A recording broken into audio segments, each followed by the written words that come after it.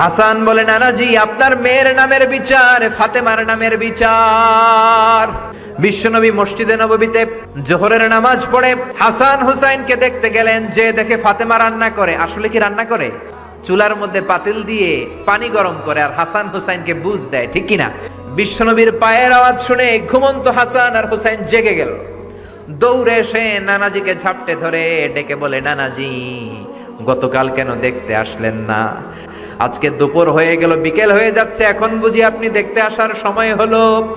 বিশ্বনবী বললেন, হাসান হুসাইন এই তো এইমাত্র জোহরের নামাজ পড়ে আসলাম, তোমাদের খোঁজ খবর নিতে এসেছি। হাসান আর হুসাইন বলল, কি খোঁজ খবর নিবেন? খোঁজ খবর নেওয়ার আগে একটা বিচার করে দেন, বিচার। আপনি তো আহকামুল হাকিমিন। বিশ্বনবী বললেন, কিসের বিচার? হাসান বলে, নানাজি আপনার মেয়ের নামের বিচার। বিশ্বনবী বললেন, ও হাসান, আমার মেয়ে ফাতেমার আবার কি বিচার? কি অপরাধ আমার ফাতেমার? হাসান হুসাইন চোখের পানি ছেড়ে দিয়ে ডেকে বলে, নানাজি আপনার মেয়ে আমাদেরকে খাবার দেয় না কেন? গতকাল সারাদিন বলেছে রাত্রিবেলা খাবার দিবে, রাতে খাবার দেয় নাই। আমাদেরকে বলেছে তোমরা ঘুমিয়ে যাও, আমি রান্না করি, সকালে দিব। ঘুমায় গেলাম, সকালবেলায় খাবার চাইলাম, আপনার মেয়ে ফাতেমা তখন আমাদেরকে খাবার দেয় না। দাদা, আমরা ছোট্ট দুইটা মানুষ ক্ষুধার জ্বালায় বেহুশ হয়ে যাই, আর সহ্য করতে পারি না, আপনার মেয়ে খাবার দেয় না। দুপুর হয়ে গেল, দুইজনে কান্নাকাটি করি, আপনার মেয়ে এখন পর্যন্ত আমাদেরকে খাবার দেয় নাই।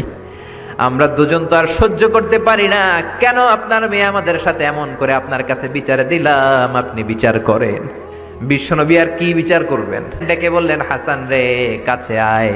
বিশ্বনবী শাম দেশের জুব্বা পড়তেন, শাম দেশের জুব্বাটা উপরের দিকে উঠালেন, হাসান রে দেখালেন, এই তো দেখ তোর নানার পেটের মধ্যে 3টা পাথর বাঁধা। একদিন না খেয়ে থাকার কারণে তোদের পেটে এত জ্বালা, এত কষ্ট। আমি বিশ্বনবীর পেটে গত 3 দিন যাবত কোনো দানা পানি পড়ে নাই। আমি তো 3 দিন না খেয়ে আছি, আমার পেটেও তো কিছু নাই। নানাও কাঁদলেন, নাতিও কাঁদলেন, পুরো পৃথিবীও কাঁদলো, ঠিক কিনা?